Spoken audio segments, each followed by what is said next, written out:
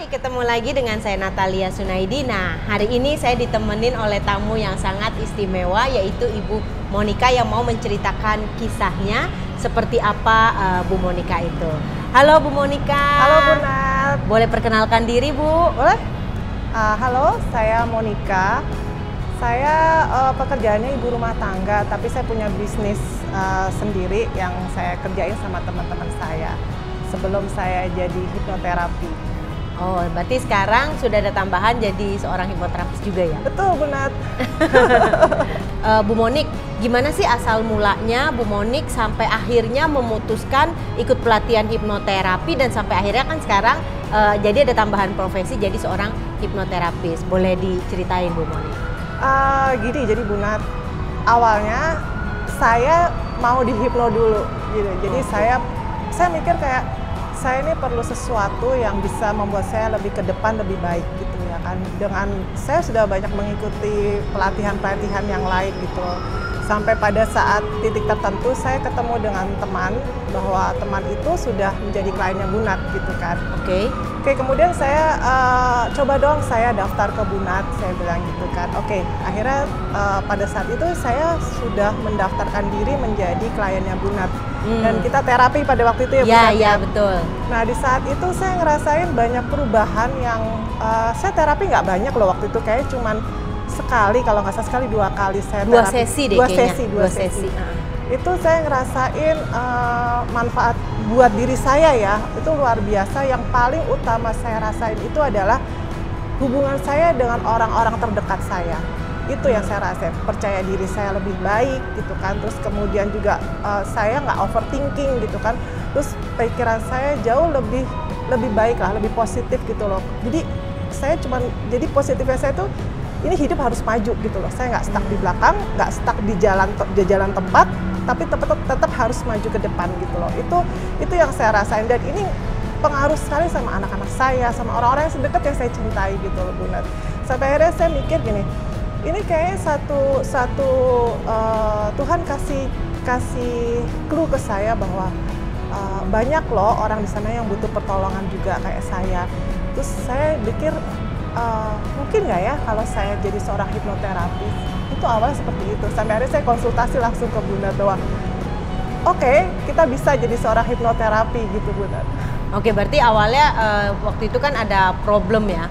Berarti berawal dari ada problem dulu, terus ngerasain terapinya kayak gimana, terus perubahannya luar biasa. Nah, boleh ceritain nggak before afternya abis di hipnoterapi, waktu itu sebagai klien seperti apa? Sebelum saya jadi klien nih, sebelum di hipno ya nih Bu Nat ya, aku tuh gampang sedih. Gampang sedih? Ya, oh, gampang sedih. Nggak kenapa-napa nangis. Karena memang pada saat itu saya lagi ada banyak masalah lah, istilahnya ujian saya lagi, buat saya tuh ujian saya lagi hebat lah. Jadi ketika ada sesuatu yang menyentuh saya sedikit aja tuh air mata tuh bisa ngalir gitu loh.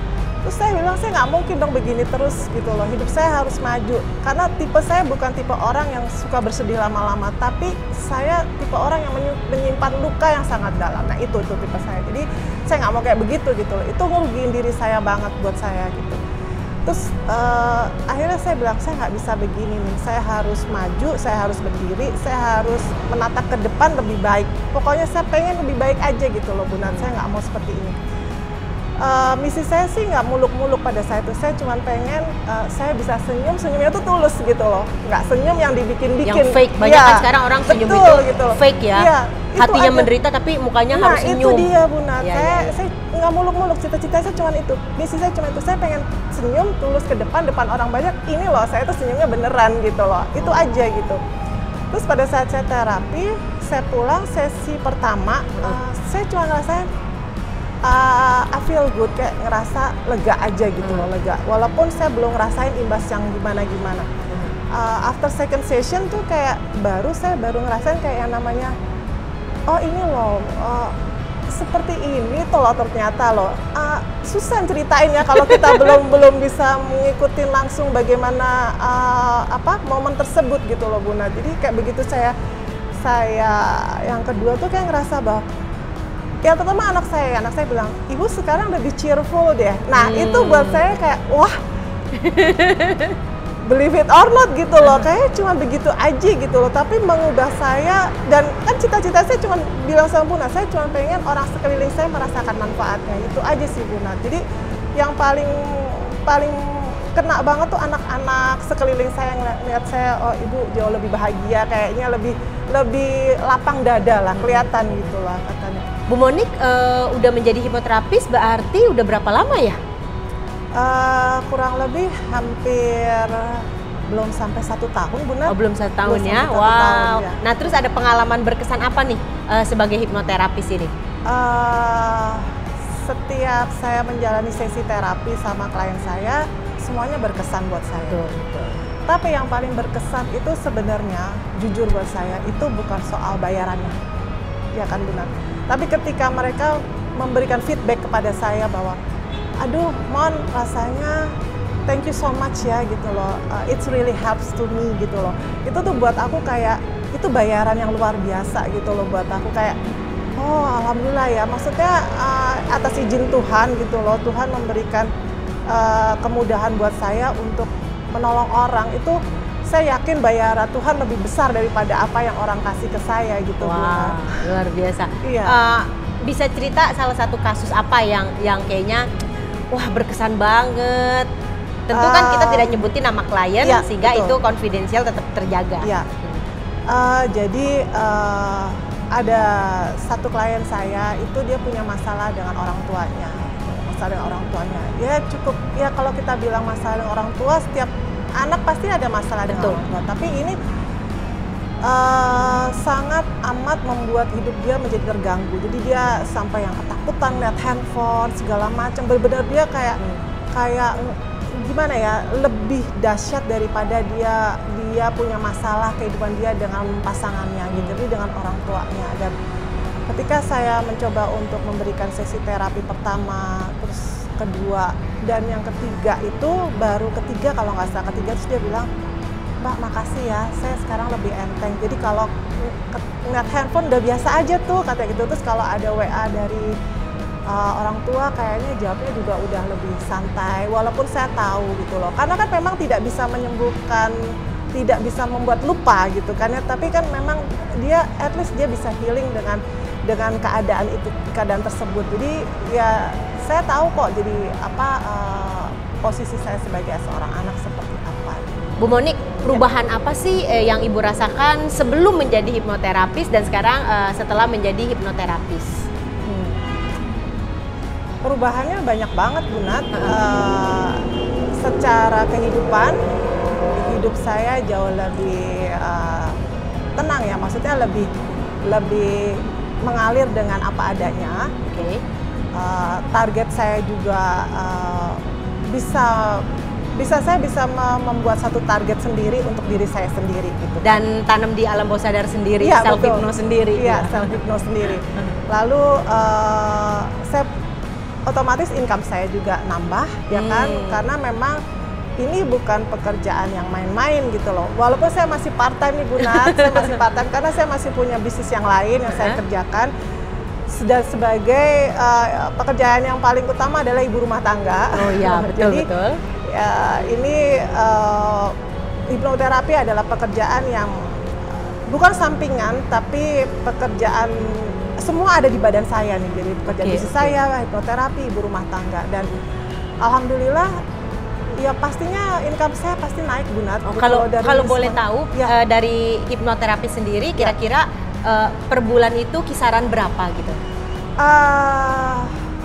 Karena masih part time, jam terbang juga belum terbang tinggi-tinggi banget. Aku masih di kisaran di bawah 10-an Bu Nat. Oh, di bawah 10 juta. Ya. Wow. Bu Monik kan bukan cuma seorang ibu rumah tangga, tapi juga termasuk businesswoman ya. Ya. Nah, terus ngatur waktu dengan hipnoterapi ini gimana tuh Bu? Jadi gini Bu Nat, aku punya bisnis ini bisa aku atur juga waktunya kapan aja. Dan aku juga bisnis partner sama suami ya kan gitu kan. Jadi bisa aku atur dengan pegawai aku juga.